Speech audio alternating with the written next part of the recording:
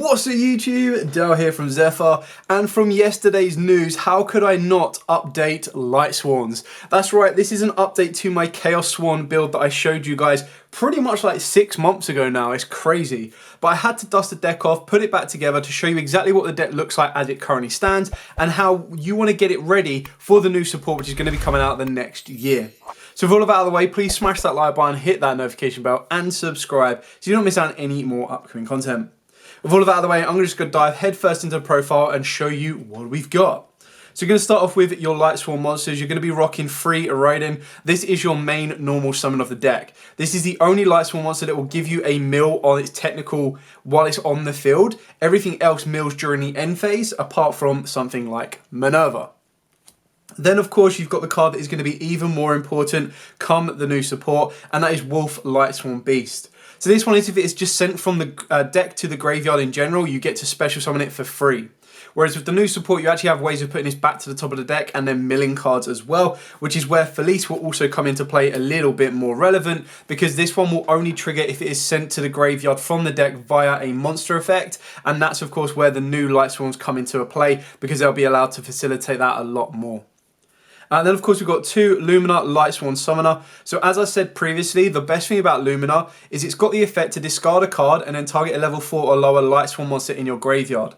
So as long as you have a target in the graveyard already, you can target the one you discard. So in this example here, let's say I have a Wolf in the graveyard already and I've got a Raiden in the hand with Lumina on the field. I don't really want to be reviving the beast, but because I've got a legal target in the graveyard, I can use Lumina's effect to discard the Raiden and then target the Raiden to revive that instead because I had a legal target. If I didn't have Wolf in the graveyard and I had nothing in the graveyard at all, I couldn't use Lumina's effect to discard Raiden and then bring the Raiden back. That's just a little loophole or just a little note for a lot of people to know if you're looking to be putting Lightsworns together. The final main deck monster that is a technical Lightsworn monster is the one Minerva. This just gives you an additional mill, but it can also help you search out your Judgment Dragon. So Judgment Dragon is the main deck Mac Daddy boss monster for the deck. Now obviously in the future you will want to be playing Punishment Dragon, which is its dark counterpart, but for now you want to be rocking with just normal Judgment Dragon.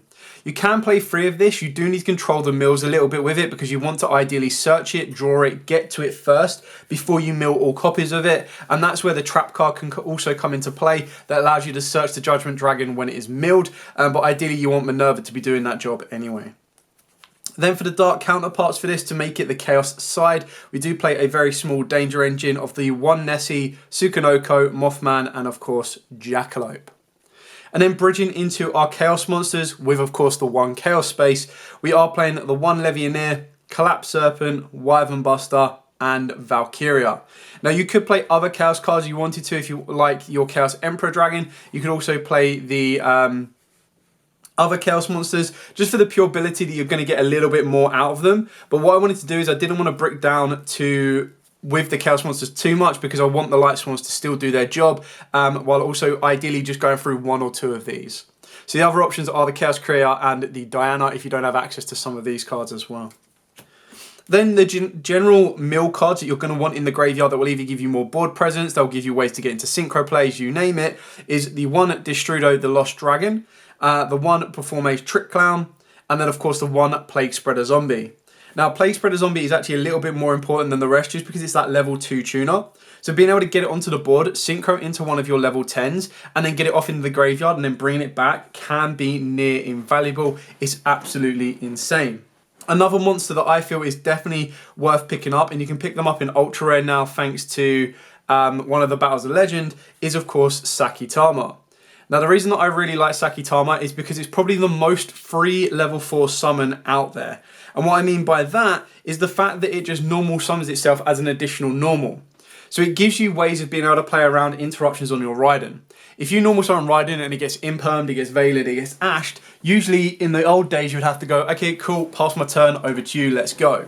But in this way, the way it can kind of work nicely now is even if your opponent does stop the Raiden, you can still normal summon down the Sakitama as an additional normal, and then you can overlay Sakitama with Raiden and go into Minerva to then mill additional cards. So it gives you that little bit of ability to play through more interruptions, which is why I think it's near enough a staple for a deck like this that wants to get into a rank 4 of Minerva, Or if you're going to go old school fashion way, I say old school, it's probably more new school now. If you want to go basic bottom, you can go straight into an SP Little Knight, or of course you can rank yourself up into a Sky Typhoon. So you're just being able to give yourself more possible options as you make the build.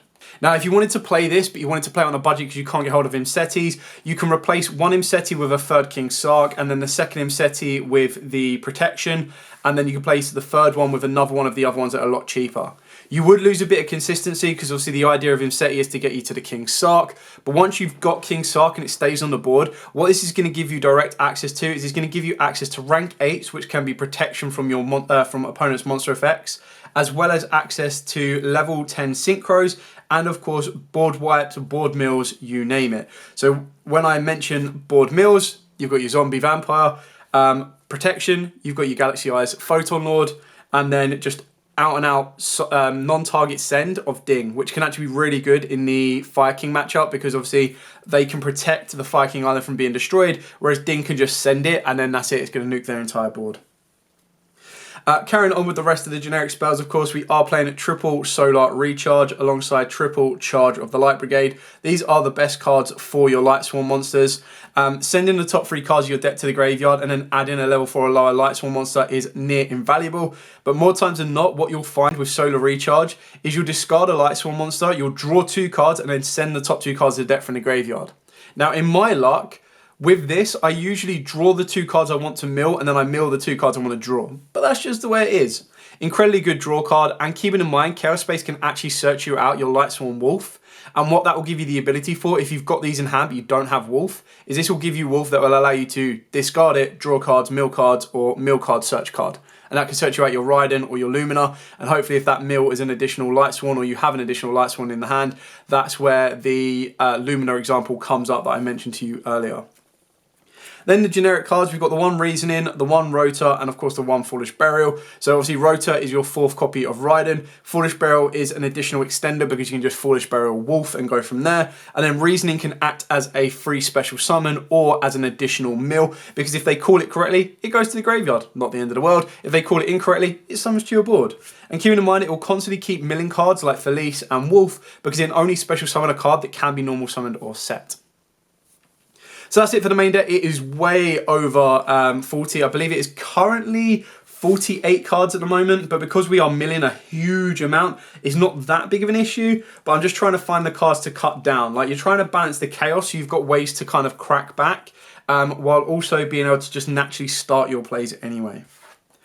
Moving on to the extra deck for our XYZs, we've got the 1 Minerva, the Exalted Lightsworn, followed up by the options of Burguska, just in case your opponent does hand trap you to death, you can still protect yourself.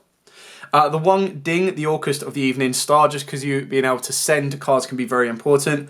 Your defensive option of Photon Lord, and then obviously your most important of Zombie Vampire. Now, just being able to make this off of the Horus cards can be near invaluable because it will mill you additional cards as well as giving you that extension. And then it gives you a direct route into SP Little Knight with a banish on top of it, which is really important. Final XYZ is Zeus. Now, if you don't want to play Zeus, your other option is to play the Sky Typhoon Sky Crisis, or of course you could play something like Daguerre's if you wanted to. But the idea behind these options is Zeus is just great as an all-round board clear. Typhoon is one of them ones where you can just upgrade one of your weaker monsters if it just constantly keeps getting hit with hand traps. And Daguerre's is an option to make an additional rank 4 to give you those draws should you need to. But for now, Zeus is the mainstay for this deck, just give you that all-round board wipe should you need it. The only 2 link monsters we are playing at the moment is IP and SP, just because you'd go IP and then link into SP more times than not. But then going second, you can very easily Zombie Vampire, revive a card, and then link into an SP Little Knight. So. For the synchros, for the level 7s, we've got the 1 FA Dawn Dragstar and the 1 Michael the Arch Lightsworn. Now again, in the future when we do get the new support, you're going to want to be picking up your Rev Synchrons, because the Rev Synchrons are incredibly important in order to make Michael and then make the new level 8 Synchro Minerva, which will ultimately lead you into the brand new Fusion Monster. So that's something to keep in mind. But for now, being able to utilize these as your level 7 synchros that can come off the back of something like a Destrudo, or of course Lumina plus a level 4, can be very important. Carrying on, we've got the 1 Chaos Archfiend. I just like this as a pretty much aggressive board clear. So it does require a light tuner, which is your your Raiden, and then a non-tuner Dark Monster, which is quite easy to facilitate. If any card or cards has been banished this turn, this card gains 2,000 attacks, which is a 4,200 beta, and it can attack all of your opponent's monsters once each. Also, banish any monster destroyed by battle with this card, and if this card in its owner's control leaves the field because of an opponent's card, you get to special summon a Chaos Synchro monster from your extra deck, except itself. So that will allow you to cheat out a Chaos Angel, or of course you can just summon out a Chaos Angel, normally by using any light or dark monster. Then for the other level 10 synchros, you've got the one Baron de Fleur for that defensive option. Chen Ying probably isn't necessary, so again, that's where you can fit in these other two cards here, because it's just a really kind of cool boss monster that the amount of cards you banish just makes it stronger and makes your opponent weaker. And then it does have that nice interruption. If a card is banished, you can banish one from the grave and the field.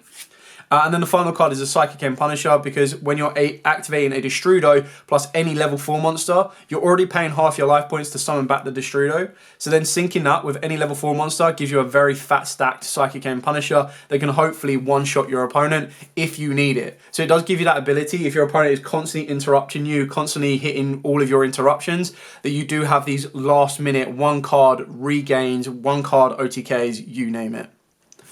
So that's it for the updated Lightsworn Chaos profile. Like I said, it's kind of nice. The new support really did kind of inspire me to pick this back out. I've had the deck, like, it's not been put in a binder, it's been set to one side. And I was just like, okay, I'll wait until it's worth building again. I really want to play it, but as it currently stands, it's not, like the last time I played it was in the tier format, and I was like, yeah, nah, it's not the greatest. But now it's still kind of a very good underdog deck, but the new support is just wild. So I thought I'd do an update now so that those of you that have Lightsworns know which direction to kind of take it into, and those that don't have it but are interested in what Lightsworns can do right now because of the new support, you know exactly what they look like. I do feel the Chaos version is probably the best one at this moment in time, just because it gives you that versatility to constantly keep playing through cards as long as you get one of your mill cards started. If they stop every single one of your mill cards, which usually can be like 2 to 3 of your opening hand, then you're in a bit of trouble, but even then they would have eaten up 3 interruptions from your opponent. But for now, thank you so much for watching. Don't forget to like, comment, subscribe, share. If you don't have any questions at all, by all means, please put them in the comments down below. I will be more than happy to answer them for you. For now, as absolutely always, stay safe, and of course, happy dueling.